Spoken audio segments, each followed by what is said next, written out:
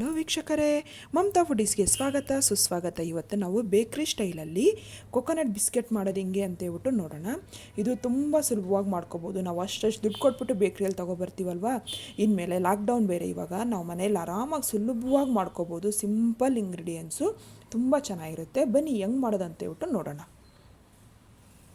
First ಒಂದು ಬೌಲ್ಗೆ ಶುಗರ್ನ powder ಮಾಡ್ಕೊಂಡಿದ್ದೀನಿ. ಈ ಥರ ಅದನ್ನು 3/4 ಕಪ್ಪು ತೊಗೊಂಡಿದ್ದೀನಿ. ಇವಾಗ ಬೆಣ್ಣೆನ ರೂಮ್ ಟೆಂಪರೇಚರ್ಗೆ ಬಂದಿರೋ ಬೆಣ್ಣೆನ 3/4 ಕಪ್ಪು ಅಂದರೆ ಸುಮಾರು ಒಂದು 80 ಗ್ರಾಮ್ ತೊಗೊಂಡಿದ್ದೀನಿ. ಹಾಕ್ಬಿಟ್ಟು ಶುಗರ್ ಪೌಡ್ರು ಮತ್ತು ಬೆಣ್ಣೆ ಚೆನ್ನಾಗಿ ಮಿಕ್ಸ್ ಆಗೋ ಥರ ನೋಡ್ಕೋಬೇಕು. ನಾವು ಬೆಣ್ಣೆನ ರೂಮ್ ಟೆಂಪರೇಚರ್ಗೆ ಬಂದಿರೋ ಬೆಣ್ಣೆನ ಯೂಸ್ ಮಾಡ್ಕೋಬೇಕು. ನೋಡಿ, ಈ ಥರ ಎಲ್ಲ ಚೆನ್ನಾಗಿ ಬೆಣ್ಣೆನೂ ಮತ್ತು ಸಕ್ಕರೆ ಪುಡಿ ಈ ಥರ ಮಿಕ್ಸ್ ಆಗಿದ್ಮೇಲೆ 1 ಕಪ್ಪು ಗೋಧಿ ಹಿಟ್ಟು ಹಾಕ್ತಾಯಿದ್ದೀನಿ.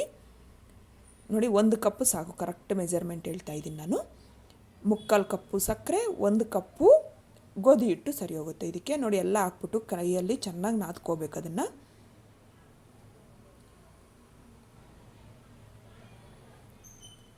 ಇದಕ್ಕೆ ಸೋಡಾ ಆಗಲಿ ಓವೆನ್ ಆಗಲಿ ಏನೂ ಬೇಡ, ಆರಾಮಾಗಿ ಮನೇಲಿ ನಾವು ತುಂಬ ಸುಲಭವಾಗಿ ಮಾಡ್ಕೋಬೋದು. ನೋಡಿ, ಇದಕ್ಕೆ ಒಣಕೊಬ್ಬರಿನ ನಾನು ಅರ್ಧ ಕಪ್ಪು ಅಂದರೆ 2 ಟೇಬಲ್ ಸ್ಪೂನ್ ಅಷ್ಟು ಹಾಕ್ತಾಯಿದ್ದೀನಿ. ಹಾಕ್ಬಿಟ್ಟು ಎಲ್ಲ ಚೆನ್ನಾಗಿ ಮಿಕ್ಸ್ ಮಾಡ್ತಾಯಿದ್ದೀನಿ. ಅದನ್ನು ಚೆನ್ನಾಗಿ ನಾದ್ಕೊಂಡು ಈಗ ಇದನ್ನು ನೋಡಿ, ಈ ಥರ ಆಗುತ್ತೆ. ಕರೆಕ್ಟಾಗಿ ನಾವು ಮೆಜರ್ಮೆಂಟ್ ಪ್ರಕಾರ ತೊಗೊಂಡ್ರೆ ಈ ಥರ ಆಗುತ್ತೆ. ಇದಕ್ಕೆ ಎಣ್ಣೆ ಆಗಲಿ ಬೇಡ. ನೀವು ಎಣ್ಣೆಯಲ್ಲೇ ಮಾಡೋದಾದರೆ ಪರವಾಗಿಲ್ಲ, ಮಾಡ್ಕೋಬೋದು. ತುಪ್ಪ ಆದರೂ ಯೂಸ್ ಮಾಡ್ಕೋಬೋದು. ನೋಡಿ, ಈ ಥರ ಆದಮೇಲೆ ಎಲ್ಲ ಚೆನ್ನಾಗಿ ಮಿಕ್ಸ್ ಮಾಡಿ ಇದನ್ನು ಒಂದು 10 ನಿಮಿಷ ನೆನೆಯೋಕೆ ಬಿಡಬೇಕು.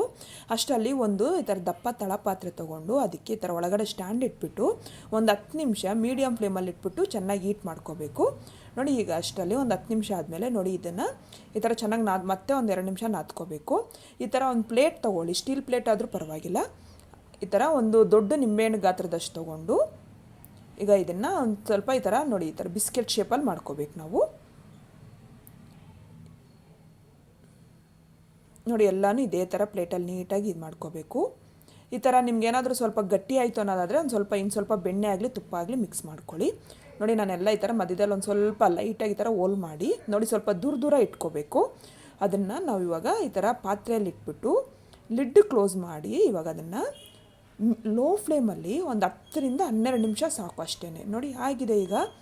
ನೋಡಿ, ನಂದು 10 ನಿಮಿಷ ಟೈಮ್ ತೊಗೊಂತು. ನೀವು ತುಂಬ ಜಾಸ್ತಿ ಮಾಡೋದಾದರೆ ಸ್ವಲ್ಪ ಜಾಸ್ತಿ ತೊಗೊಳ್ಳಿ. ನೋಡಿ, ಅದು ಆಗಿದೆ ಈಗ. ನೋಡಿ, ಎಷ್ಟು ಚೆನ್ನಾಗಿ ಅರಳಿದೆ ಅಂತ ಹೇಳ್ಬಿಟ್ಟು. ಅದು ಸ್ವಲ್ಪ ಬಿಸಿ ಇದ್ದಾಗ ಸ್ವಲ್ಪ ಮೆತ್ತಗಿದೆ ಅನಿಸುತ್ತೆ. ನೋಡಿ, ಆವಾಗಲೇ ಇವಾಗಿನ ಸೈಜ್ಗೂ ಸ್ವಲ್ಪ ಡಿಫ್ರೆಂಟ್ ಗೊತ್ತಾಗ್ತಾ ಇದೆಯಲ್ಲ. ಪಾತ್ರೆಯಿಂದ ನಾನು ತೆಗೆದಿದ್ದೀನಿ. ಅದು ಕಂಪ್ಲೀಟ್ ತಣ್ಣಗಾಗೋಗ್ಬಿಡಬೇಕು. ನೋಡಿ, ಎಷ್ಟು ಚೆನ್ನಾಗಿ ಅದು ಪ್ಲೇಟಿಂದ ಬಿಟ್ಕೊತಾ ಇದೆ ಅಂತ ಹೇಳ್ಬಿಟ್ಟು. ಇವಾಗ ನಾನು ಸರ್ವಿಂಗ್ ಪ್ಲೇಟ್ಗೆ ಸರ್ವ್ ಮಾಡ್ಕೊತಾ ಇದ್ದೀನಿ.